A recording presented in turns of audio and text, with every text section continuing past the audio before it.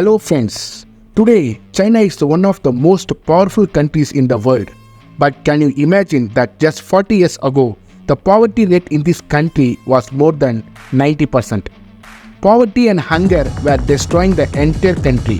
But then in the next 30 years, such a terrible transformation was seen that where did this country reach? In the year 1978, China's contribution to global GDP was only 2%. Today, China contributes more than 18% to global GDP. The poverty rate is now less than 1% and China is the second largest economy in the world. In many ways, it can be considered a superpower country, but how was it possible?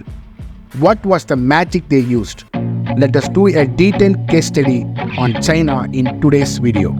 China was emerging from its Cultural Revolution as one of the world's poorest nations. 1978, Deng Xiaoping had an idea, one that would turn communist China on its head. Since then, China has made extraordinary strides in various fields. So how did one of the world's poorest countries become a global superpower in just 4 decades? So friends, the name of the country China comes from a Chinese word Qin. It is written as Qin but pronounced as Qin. Qin was the name of an old dynasty which ruled China and unified China about 2000 years ago. Now, this is the reason why we often call Chinese people as Chini in Hindi, which came from Qin is Chini. Another interesting fact here, which is actually refined sugar. It is believed that a Chinese man brought white refined sugar to India for the first time. The Chinese man had either opened a sugar mill or somehow sugar came from the Chinese root. Before that, we used to just use sugar and jaggery. Because Chini person had bought sugar, we started calling him Sugar Chini. Another interesting fact is that Chinese people here do not call their country as China. They use the name Zhongguo for the country, which means Middle Kingdom. It symbolizes China's 4,000 years old history, how China used to be the center of the world. You can see on the map, China is the 4th largest country in the world. This country borders India, but most of the population of China lives on the east coast, far away from India. This is because the fertile land where farming can be done is mostly present in the same area, the Himalayan hills and the desert in the west. Due to its size, China used to be a very successful and powerful kingdom till the 19th century. And after that, it was affected by colonialism. Although the British never completely captured China like it did over the Indian subcontinent, still China was looted in different ways. This is the reason why the period from 1839 to 1949 is called the Century of Humiliation by the Chinese. It begins in the year 1839 when the British East India Company began exporting opium on China. Opium is a drug to which Chinese people become badly addicted and the entire Chinese society get destroyed. After this, many treaties are forced to be signed by China, in which China has to hand over its land export to British. Then in 1850, a terrible civil war took place in China in the name of Taiping Rebellion. Millions of people were killed. Fast forward 40 years and we see the first Sino-Japanese War in 1894. China and Japan went to the war over territory. It will not go into much detail, but at this time, China was being ruled by the Qin dynasty. Don't confuse it with the Qin dynasty, from where its name came. That Qin dynasty was the 2000 years old. The other name of this Qin dynasty is Qing dynasty. From 1937 to 1945, Chinese people had to endure even more terrible torture. About 30 million Chinese people have been killed in this World War II. After all this, a ray of hope is seen when China finally wins World War II with Allied forces. Japan retreats, but as soon as the war ends, a civil war immediately breaks out in China. Chinese Communist Party and National Party are being fought in the beach of KMT, and it started in the year 1927 itself. But when Japan invaded during World War II, they stopped fighting temporarily. This civil war ends with the victory of Chinese Communist Party in the year 1949.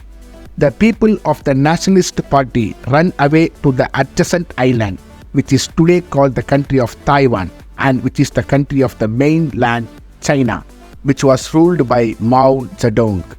This was the point where it can be said that, friends, from where you can say that China as the country started on 1st October 1949. People's Republic of China is born the leader of the analyst and the hero of the revolution. The leader of the communist and the hero of the revolution is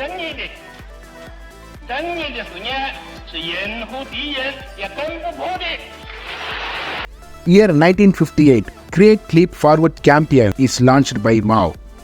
Its objective is to bring an economic and social transformation in the country. There were two main policies in this. First, to take the land from the landlords and distribute it among the farmers. Land redistribution, and then collectivize agriculture. Agriculture cooperatives were formed so that many farmers can work on the same land, but ultimately the ownership of the land was in the hands of government. Second, industrialization.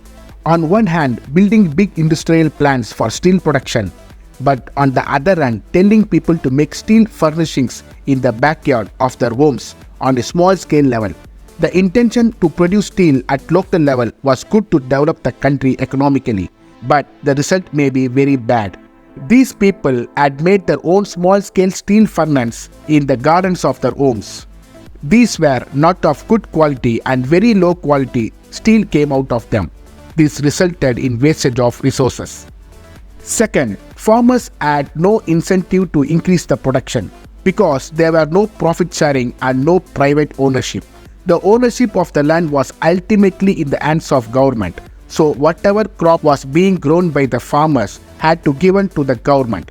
This leads to a huge decline in productivity. Grain production fell by 15% between 1958 and 1961. In just a few years, due to the bad weather and some other masterstroke policies of Mao regime, there were such a severe famine that about 20 to 40 million people died in China during this period. It is said to be one of the deadliest famines in history. Simply put, Mao Zedong was a dictator, and because there is no system of checks and balances for the dictators, as in the case of normal democracy, dictators often have the habit of doing whatever they want without thinking and without testing. Mao took many such decisions which made China's conditions worse. Another example of such a decision was sparrow examination. Mao's intention was to increase food production. So, orders was given that all the sparrows and all the birds should be killed by the people because they eat grains. They eat the grain of some crops from the fields, hence the crop in the fields are affected. Hence, all the birds should be killed from the country. When this campaign was launched, sparrows started being killed. After a few years, people realized that these insects are multiplying so fast that our crops are getting damaged even more. Due to this, our problem of food shortage is getting worse. Then later, a scientist applied his mind and came to know that if you kill all the birds, then there will be no one left to eat those insects. The job of birds was to eat those insects which kept their population under control. Here, the entire ecological balance was disturbed and the situation became like this. Then famine came. After such a big failure, Mao started being criticized by the general public of China and also by the people of Communist Party. But Mao Zedong was not ready to accept his mistake and started another campaign. Cultural Revolution in 1966. It seems that its objective was to bring a cultural revolution in our country, but its real objective was giving control to Mao and suppress the opposition. Propaganda and PR missionaries used extensively here. To demonstrate his power, the Mao swam in the Yangtze River. There is a famous photo of him. A civilian army is formed by the student named Red Guards, Mao's loyal soldiers, who had red armbands on the hands and used to roam around with Mao's small red book in their hands. Their job was to target those who were against Mao. Intellectuals, party officials, those who were not loyal to Mao's ideology were targeted, publicly humiliated, and often violence was also seen against them. There were people within the Communist Party themselves who were criticizing Cultural Revolution, criticizing Mao, and they were also targeted by the Red Guards. Liu Shaoqi and Deng Xiaoping were some people who were very high-ranking party officials, but still the Red Guards targeted them. An atmosphere of fear was created in the entire country in the name of this revolution. People started being encouraged to look at their neighbors, look at their family members. Wherever you see a traitor meaning someone who speaks against the Mao ideology, find them and report them. Schools and universities were shut down. Students were told to go to their fields and learn about the condition of the farmers, to experience the hardship of rural life. As time passed, things became out of control. Red Guards started fighting among themselves. Historical sites and cultural artifacts started being destroyed in the country. People's lives were turned upside down.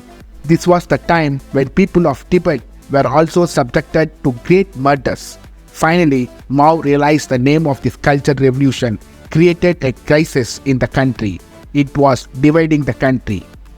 So, in order to take back control in the year 1968, the term of Red Guard system was abolished. Estimates vary greatly depending upon the source, but it is said that the number of people who lost their life due to the Cultural Revolution would range from hundreds of thousands to 2 million people. In total, it is said up to 50 million people were killed due to Mao policies. Mao Zedong dies in the year 1976 due to poor health. Until then, there was not much improvement in the condition of China. But it is not that only failures and bad things were seen. During Mao's time, there were some positive achievements too, especially in the matter of women's equality and education.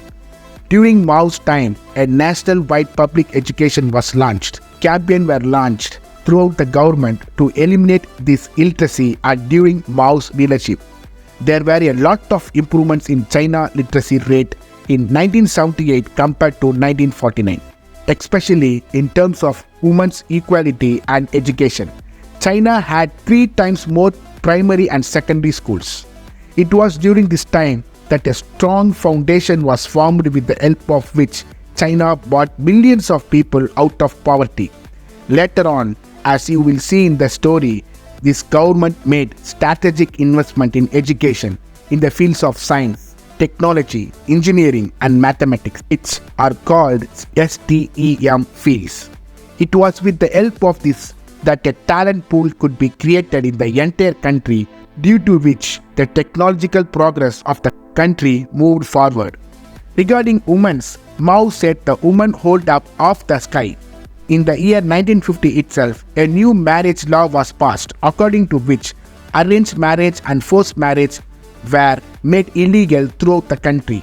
Women were given the right to divorce, and in the many other ways, efforts were made to make women equal. Thank you again for joining me today. Stay tuned for part 2, and until then, take care and see you soon.